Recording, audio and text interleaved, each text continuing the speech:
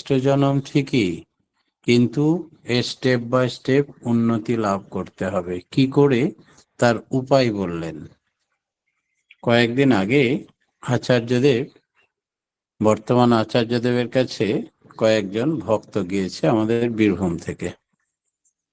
সেখানে বসেই তাদের নিবেদন করার আগে অনেক মানুষ পরিবারের সমস্যার কথা, ব্যক্তিগত সমস্যার কথা, সাংসারিক সমস্যার কথা, দুনিয়ার রোগ শোকের কথা সব নিবেদন করে যাচ্ছেন।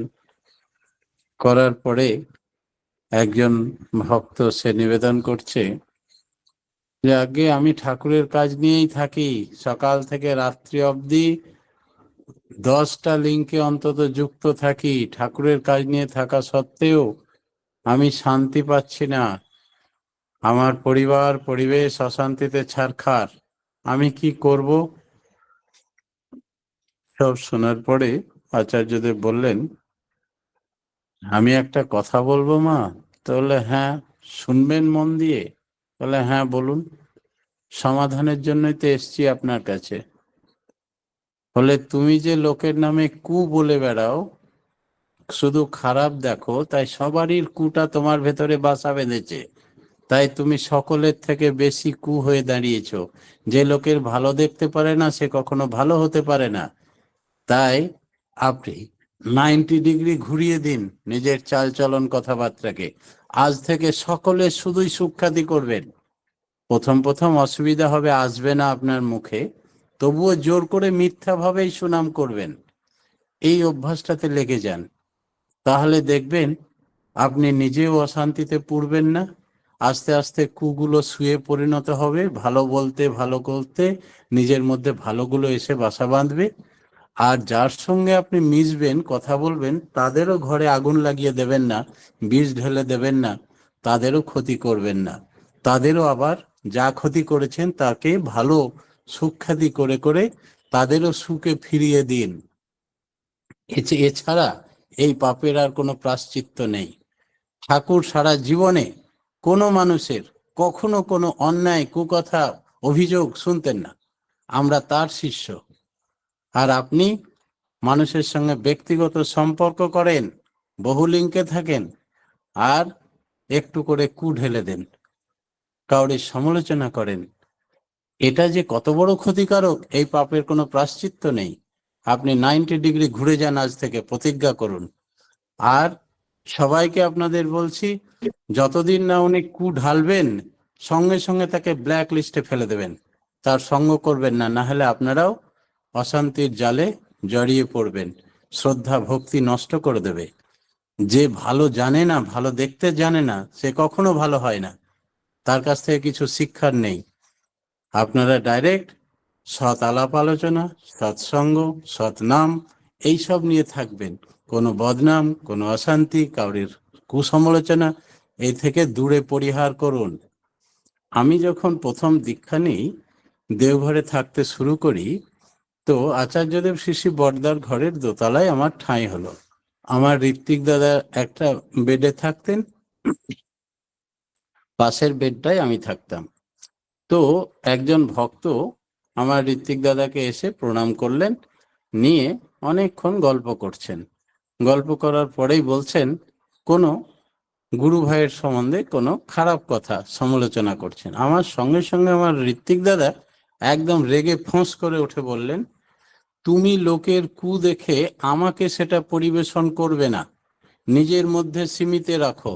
আমাকে ওই কুগুলো সঞ্চয় করে নিজের ভেতরে নিজে পুড়ে মরো, আমাকে আগুন জ্বালিয়ে দিও না। আজ থেকে তুমি কোনোদিন আমার ঘরে আসবে না, যতদিন না তুমি স্বভাবকে সংশোধন করতে পেরেছো। ঠাকুর কুসমালোচনা করা এটা সৎসঙ্গীদের কাজ নয়, ঠাকুর জীবনে শোনেননি। বলে ওকে ধমক দিয়ে বার করে দিলেন, যাও এখান থেকে। তো তখন তো মোবাইল ছিল না। ব্যক্তিগত রিলেশন কেউ যদি রাখতে চায় আর ইষ্ট কথা ছাড়া অন্য কথা বলতে চায়, সঙ্গে সঙ্গে তাকে ব্লক করে দিন। বর্তমান আচার্যদেবের কথা, তার সঙ্গ পরিহার করুন। আমরা এখানে কেউ কু নিতে আসিনি, সব সু নিতে এসছি, তবেই আমাদের ক্রমোন্নতি সম্ভব, অথবা হবে না। একজন আজকে প্রশ্ন করেছেন ঠাকুর বাড়িতে ঠাকুরের সব জায়গাতে কাঠের বেড়া দিয়ে ঘেরা কেন? আমরা কাছে যেতে পারি না কেন? একদিনের একটা ঘটনা বলি, তাহলে পরিষ্কার হয়ে যাবে। শ্রী শ্রী রামকৃষ্ণদেব উদ্যানবাটিতে আছেন, ভক্তরা আসছেন আর তাকে প্রণাম করছে, আবার শুধু পায়ে হাত দিয়ে নয়, মাথা ঠেকিয়ে। আর ঠাকুর উফ, জ্বলে গেল জ্বলে গেল, অমন করে ছুতে নেই, দূর থেকে প্রণাম করতে হয়। কিন্তু ভক্ত সে তো নিজের কল্যাণ বোঝে, ভগবানের অসুবিধার কথা বোঝে না। আমি উদ্ধার হয়ে যাব যদি তার পাকে ছুঁয়ে নিতে পারি আর পায়ে যদি মাথা ঠেকিয়ে দিতে পারি, তাতে ভগবানের যা অসুবিধা অশান্তি হবে হোক। তাই ভক্তরা সব মাথা ঠেকিয়ে জোর করে প্রণাম করে নেয়। সব ভক্তরা চলে যাওয়ার পরে তিনি পা জ্বলে গেল করছেন। মা একটা বালতিতে জল নিয়ে এসে কাপড় ভিজিয়ে একবারে পা থেকে হাঁটু অবধি বারবার ধুয়ে মুছে দিচ্ছেন। বলে, কি হয়েছে ঠাকুরের? বলে, গোটা দিন কত বারণ করি, কেউ আমার বারণ শোনে না, জোর করে পায়ে হাত দিয়ে প্রণাম করে, মাথা ঠেকিয়ে প্রণাম করে, আর আমার পা গুলো জ্বলে যাচ্ছে, সহ্য করতে পারছি না। তাই সারদা মা পা গুলো ধুয়ে দিচ্ছেন আর মুছে দিচ্ছেন বারবার করে। তখন বললেন, শরৎকে আবার এই কথাটা বলে দিস না, ও হয়তো মানুষজনকে প্রণাম করতেই দেবে না। বলে, এই দূর থেকে প্রণাম করুন, হাত জড়ো করে প্রণাম করুন, ঘরেই ঢুকতে দেবে না, তখন ওরা বঞ্চিত হয়ে যাবে। সেই জন্য বলিস না, আমার কষ্ট হচ্ছে, হোক। এই হচ্ছেন ভগবানের আচরণ। পরবর্তীতে তিনি যখন ঠাকুর অনুকূল চন্দ্র রূপে এলেন, তখন কাঠের বেড়া দিয়ে রাখলেন, ওই বেড়ার উপর থেকে দূর থেকেই প্রণাম করো, পায়ে হাত দিয়ে নয়। এটা স্ট্রিক্টলি প্রহিবিটেড। এটা সৎসঙ্গে শুরু থেকেই শুরু করলেন শ্রী শ্রী ঠাকুর অনুকূল চন্দ্র। ঠাকুর রামকৃষ্ণ দেবের জীবনীর সঙ্গে কত মিল, প্রত্যেক মুহূর্তে আমরা সেগুলো লক্ষ্য করি। ঠাকুরকে জিজ্ঞেস করছেন যে, আচ্ছা, সন্ন্যাস যারা নেয় তারা কি নিরেট হয়ে যায়? অর্থাৎ সন্ন্যাসীদের জীবনে জ্ঞান বুদ্ধি হয় না? কারণ ওরা তো সংসারের হাজারো অশান্তির কথা সম্মুখীন হয় না, সেই জন্যে তাদের জ্ঞান হবে কি করে বাস্তবে? শ্রী শ্রী ঠাকুর বললেন, আসল সন্ন্যাসী হলে নিরেট হবে কেন? সন্ন্যাসী মানে ইষ্টে সাম্যকভাবে ন্যস্ত হওয়ার নাম সন্ন্যাস। ব্রহ্মচর্য, গার্হস্থ্য, বানপ্রস্থ, সন্ন্যাস, জীবনের এই চারটি স্তর, একেই বলে চতুরাশ্রম। প্রত্যেক সংসারী জীবনে এই চারটি আশ্রম আসে, চারটি স্টেজ বয়স অনুযায়ী আসতে থাকে। সন্ন্যাস হলো চরম অবস্থা, মৃত্যুর আগে, ধরা ছেড়ে যাওয়ার আগে স্টেজ সন্ন্যাস। আশ্রম পারস্পরহীন সন্ন্যাস আগে ছিল না। শঙ্করাচার্য এবং বুদ্ধদেব এইগুলিকে এনেছিলেন। অশোকের সময়কার তথাকথিত সন্ন্যাস থেকে অধোগতি আরম্ভ হলো। ওরা সন্ন্যাসটাকে মনে করলো প্রথম জীবনই নেওয়া যায়। এই জন্যে অপব্যাখ্যা শুরু হলো। ব্রহ্মচর্য, গার্হস্থ্য, বানপ্রস্থ না করে ডাইরেক্ট দীক্ষা নিয়েই সন্ন্যাস নিয়ে নিল। আর সন্ন্যাস নিয়ে নিলে কি হলো না, তো তারা আর বিয়ে থা করলো না, তাদের কোনো সন্তানাদি হলো না, তার থেকে অধোগতি আরম্ভ হলো। উপযুক্ত পাত্র পেল না, তখন সমাজের মায়েরা প্রতিলোম বিয়ে, নিজের ইচ্ছা মতো যে যাকে পারলো বিয়ে করতে লাগলো।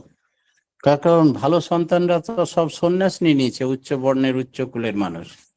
তাই নিম্ন বর্ণের মানুষকেই উচ্চ বর্ণের কন্যারা প্রতিরূপে বরণ করে প্রতিলোমে দেশ ছেয়ে দিল।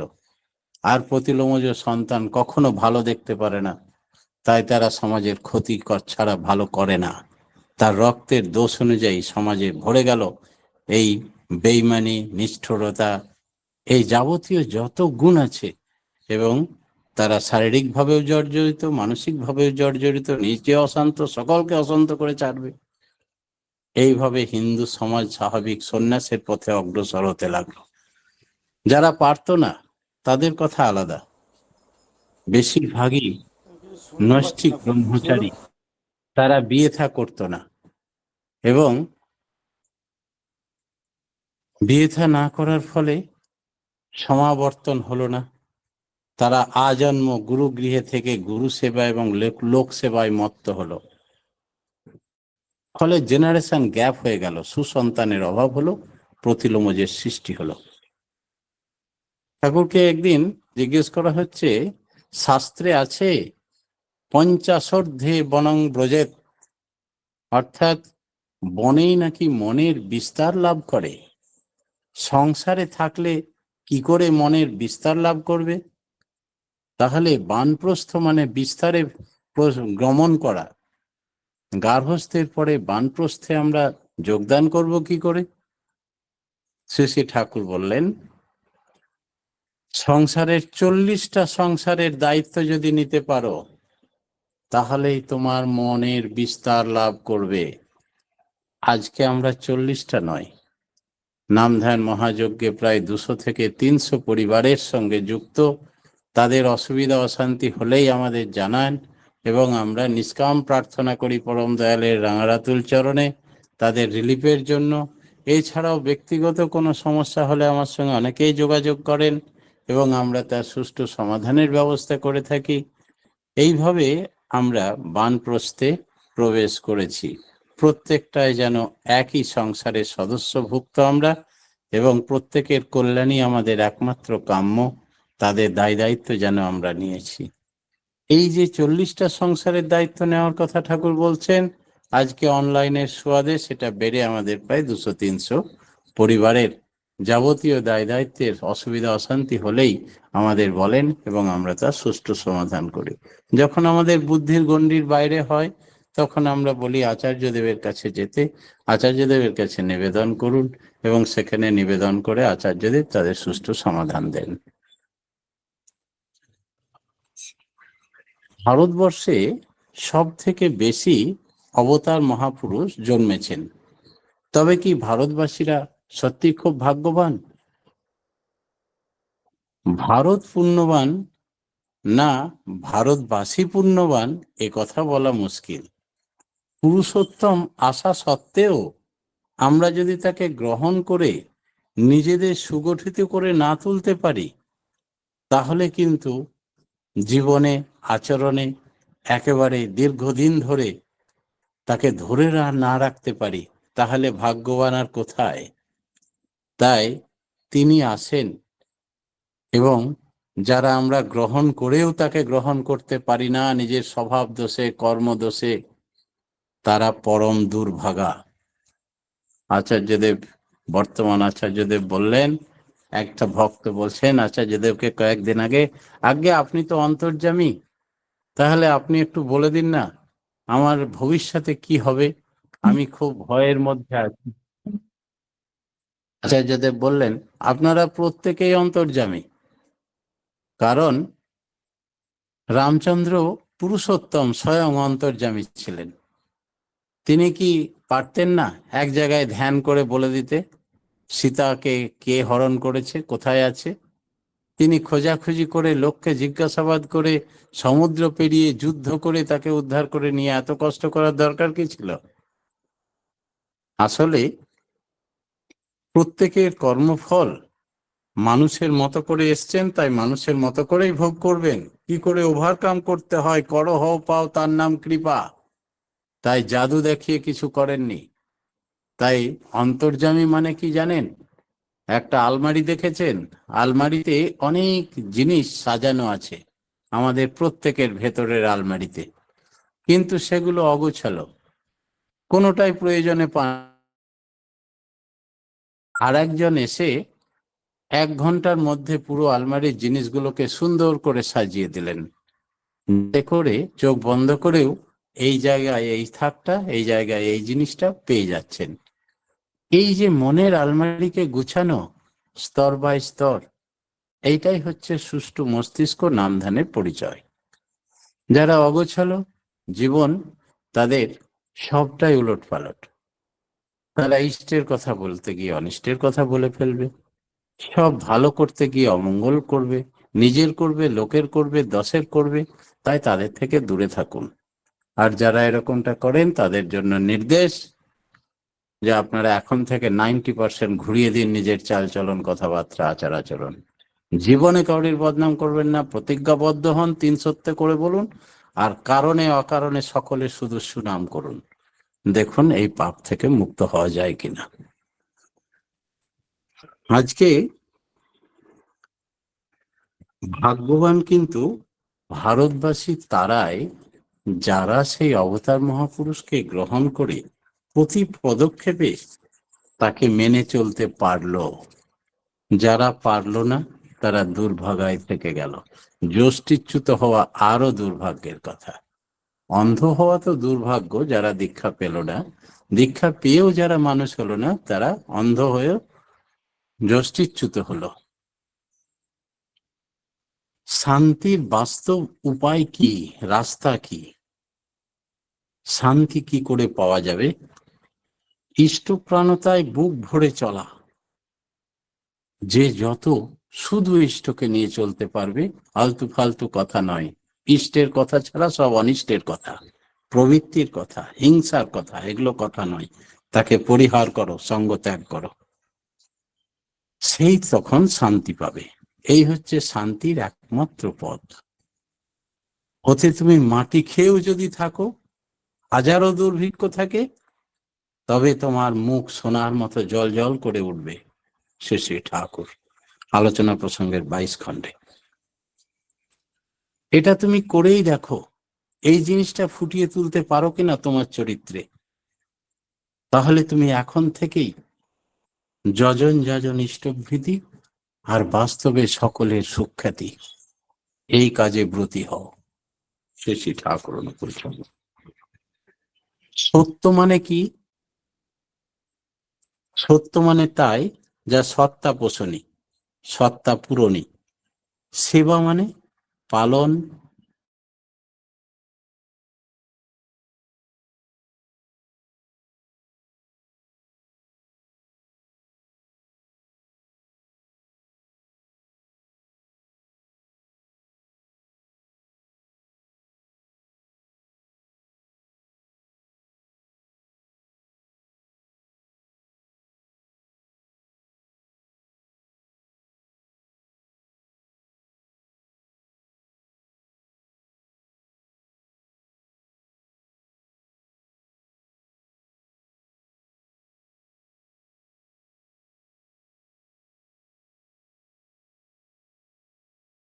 কেউ বিগড়াতে পারে না। ঠাকুরের সম্বন্ধে হাজারো বদনাম করেছিল যারা, তারা ধূলিসাৎ হয়ে গেছে। তাই একজন হয়তো নিজে লুচ্চা, ইষ্টের প্রতি খুব যোগাবেগ, সে লাখ খারাপ হলেও তখন তার চরিত্রের মোড় ঘুরে যাবে। তখন সাধারণ হয়ে উঠবে প্রথমে, যেমন রত্নাকর বাল্মীকি হয়েছিল। বাল্মীকির হাত নিয়ে রামায়ণ বেরোলো। প্রীতির মতো আর যোগ নেই, ভক্তির মতো আর যোগ নেই। শ্রদ্ধাবান লভ্যত জ্ঞানম, শ্রদ্ধা ভক্তি করতে শেখো। শ্রদ্ধা না থাকলে তার জীবনে জ্ঞান হয় না, মানব জীবন বিফলে যায়। কতকগুলি বুলি আওড়ালে বা নামমাত্র ইষ্টের কাজে যুক্ত থাকলে কখনোই সে মানুষ হবে না, তার ঈশ্বরত্ব ফুটে উঠবে না। শ্রী শ্রী ঠাকুর অনুকূল চন্দ্র, আলোচনা প্রসঙ্গের 22 খণ্ড। ভগবানকে খোঁজার দরকার কেন? কেন আমরা নিজেকে এত সংশোধন করতে যাব? আমাদের জীবনে আমরা ঈশ্বরকে খুঁজি, কিন্তু জানি না তিনি দেখতে কেমন, কি কাজে লাগবে।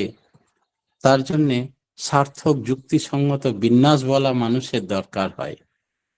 মিনিংফুল রেশনাল অ্যাডজাস্টমেন্ট, তাকেই ধরে আমরা বিবর্তনের পথে এগিয়ে যাই। আমাদের জীবনের বিশৃঙ্খলা যা, কসমস যা, এই পর্যবেসিত হয় সব সুকেন্দ্রিক না হওয়ার কারণে। আমাদের ভেতরের যে যোগাবেগ আছে সেটাও নষ্ট হয়ে যায় যদি শুধু তার না হয়ে উঠতে পারি। ওই যোগাবেগ সুস্থভাবে ন্যস্ত হয় না, তখন আমরা ব্যাধিগ্রস্ত হয়, বিকারগ্রস্ত হয়ে পড়ি। তাই দীক্ষা নিলে শুধু হবে না, দীক্ষা নিয়ে ভাবছো মনে সবই হলো, তা তো নয়ই, তা তো নয়ই। কিন্তু নিষ্ঠা সহ যদি না পালো, বিকারগ্রস্ত পাগল বলে তারা খ্যাতি লাভ করবে। ধার্মিক লোকের সার্চ অফ গড, ঈশ্বরের অনুসন্ধানেরই প্রয়োজন। ঈশ্বর ছাড়া সে কিছু বোঝে না। এটা হলো তার সহজাত ক্ষুধা। গডের সার্চ, ঈশ্বরের অনুসন্ধান মানে গডের সার্চ, ভালোর অনুসন্ধান। মানুষ, আমরা প্রত্যেকে ভালো হতে এসেছি, বাঁচা বাড়া চাই, ঈশ্বরের অনুসন্ধানের ভেতর দিয়ে জীবনটাকে উপভোগ করতে চায়। মানুষ ইষ্ট, অহং ও পরিবেশের সঙ্গতি চায়। এর দরুন ক্ষুদ্র আকাঙ্ক্ষার হাত থেকে মুক্তি পেতে চায়। যে প্রত্যেকে নিজের সত্তার মতো বোধ করে, এইভাবে এক পা করে এগিয়ে যায় বিবর্তনের পথে। এই চলনই শাশ্বত চলন। মানুষ ভগবান হয়ে ওঠে। শাশ্বত চলন বলতে ব্যাঙের মতো এগিয়ে যাওয়া। প্রত্যেকটি কোষ ও অণুর মধ্যে আছে আকর্ষণ ও বিকর্ষণ। যে যত নামময় হয়ে, ইষ্টপ্রাণ হয়ে নিখুঁত চলনে চলবে, তার প্রতি মানুষ আকর্ষিত হবে। তার হাজারো বদনাম করেও মানুষ তাকে ছেড়ে চলে যাবে না। যে করছে সেই মানুষের শ্রদ্ধা হারিয়ে ফেলছে। আবার আছে বুদ্ধি, যা তা দিয়ে বোঝা যায় কোনটা অনুকূল কোনটা প্রতিকূল। নিজের বিবেক বলে দেয় এটা আমি ঠিক করছি, এটা ভুল করছি। সত্তার প্রতিকূল যা, তাকেই বলে অসৎ।